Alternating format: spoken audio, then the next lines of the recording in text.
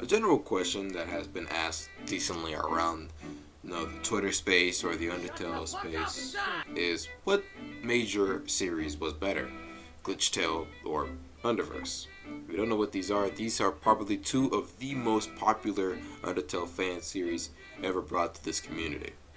They are made by Jakey and Camilla Cuevas respectively, and if I mispronounce your name, Jakey, I apologize.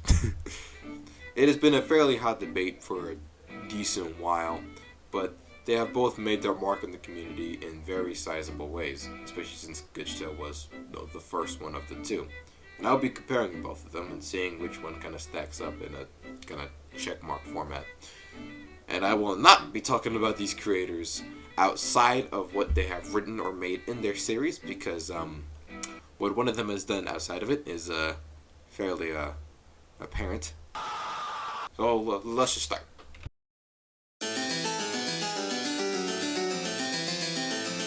Personally, I think this is not really much of a debate.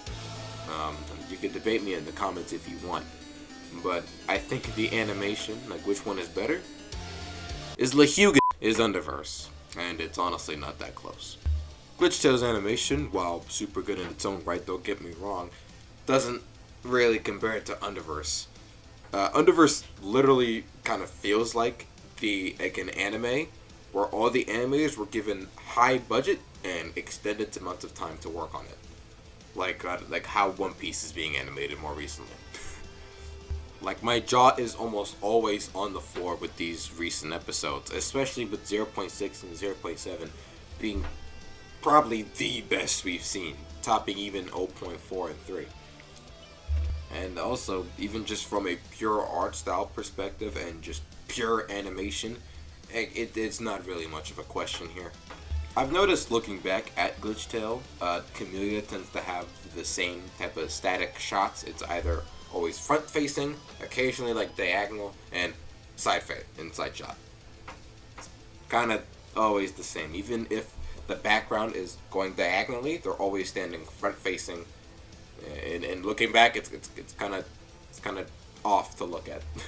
Again, not to say that it's like bad, but I mean it's like night and day when comparing it to Underverse with its recent episode and GlitchTale's last episode for season 2. It's again not much of a debate. Even with both series' respective beginnings, when the animation wasn't as good as it was in its later years, it's still kind of night and day.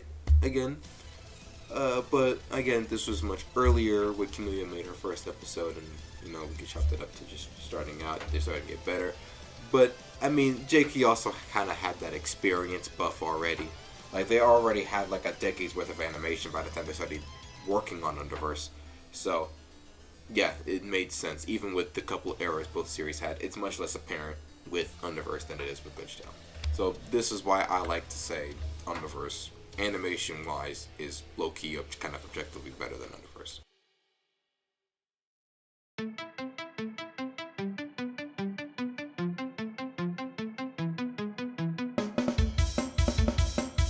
This is where things do get really subjective, so keep that in mind, because there are actually a decent amount of people who actually like GlitchTale's story more than Underverse, but me personally, I do think Underverse's story, how it is plot-wise, and how it progresses in all the 0 point episodes, is built up much better and has much more of a payoff by the end of season 1, and I would assume season 2.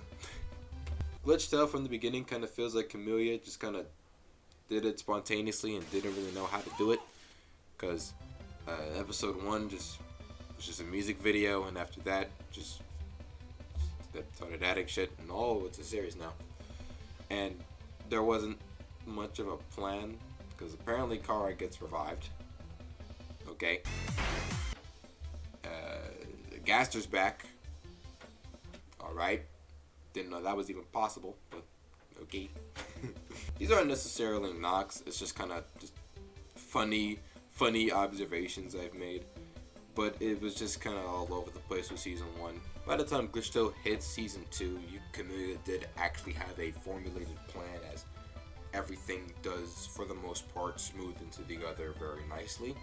But there is a one knock I will give to Underverse is that it's very kind of hard to get into, especially if you're not really in tune with all the alternate universes or alternate timelines out there that the community has made. Underverse is very community dependent, and you have to know what these characters are already in order to really understand, as these characters aren't really given the time of day in the verse outside of X-Tale, because that's where the story is based around. But all these other AUs aren't given too much attention outside of course, Undertale. So if you've only seen Undertale, you're going to be a bit confused with everything else. But this is the opposite case for GlitchTale. GlitchTale, you only really need to know Undertale's backstory and maybe see a couple episodes of Season 1 to really understand the full plot of Season 2. You don't need to do your research and everything else in order to fully understand GlitchTale. It's fairly simple to understand, and that's one thing I will say GlitchTale does have above Underverse. But even taking away, having to understand all that, Underverse still to me takes this. Underverse handles even some themes like death much better than GlitchTale, as at some points it feels like GlitchTale is just kind of just killing characters with relatively not much payoff outside of Sans. Like characters like Jessica Gray, who, keep in mind, was one of the major reasons as to why Season 2 ended up the way it is, from a story perspective, as she's the main reason why Sans is dead. And she's not really mentioned much at all outside of by this old hack over here with the Obito wrinkles.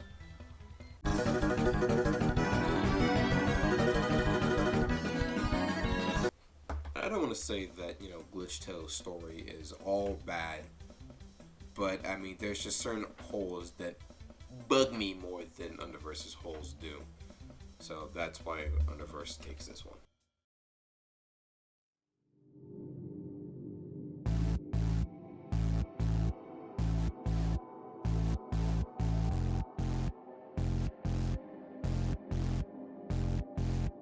An antagonist is important for any story, as if you don't have an antagonist, what the hell are you motivating your protagonist for? And of course, these two stories have antagonists. Now, for the sake of argument, I'm only going to be going over 2 of the 4 villains in these series, that being X-Kara and Betty, as I do think these are the better villains of the respective series. X-Gaster's villain arc isn't even remotely finished, and Kara's not really as much of a compelling villain in GlitchTale. Now, this is a very hard thing to compare, as I really love both antagonists. Betty is really that I don't give a fuck. I'm going to get what I need from my mission, and no one's going to stop me, and I will accomplish it. She is evil down to the core, and I love her for that. X-Kara is definitely a much more sympathetic antagonist, as you can at least see from watching the X-Tale series what began and how we got to where we are in Underverse, and why it's all X-Gaster's fault. You understand why X-Kara hate who they hate and act how they act in the Underverse series. And even though you feel that, there's still kind of an evil jackass by the end of Season 4, so it's still really satisfying to get that iconic on them. And again, I really love Betty and how she is an antagonist and how much of a force of nature she is through and through, up until she turns into this thing, which I really don't like. Takes away all of the really good she had in her character and character design, and just makes them look like this anime war fused motherfucker.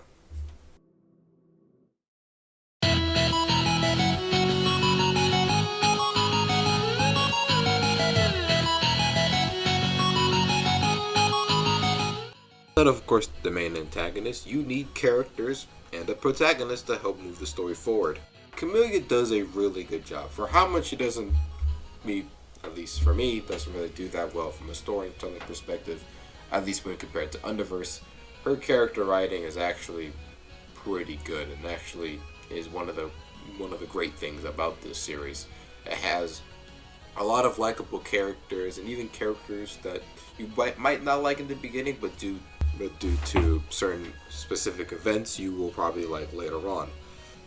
And even just not talking about original characters, Camellia also does a great service to some of the Toby Fox characters that aren't hers. She writes them fairly consistently with how they probably would act in a situation like this, and is fairly close to how they would be wrote or written by Toby Fox.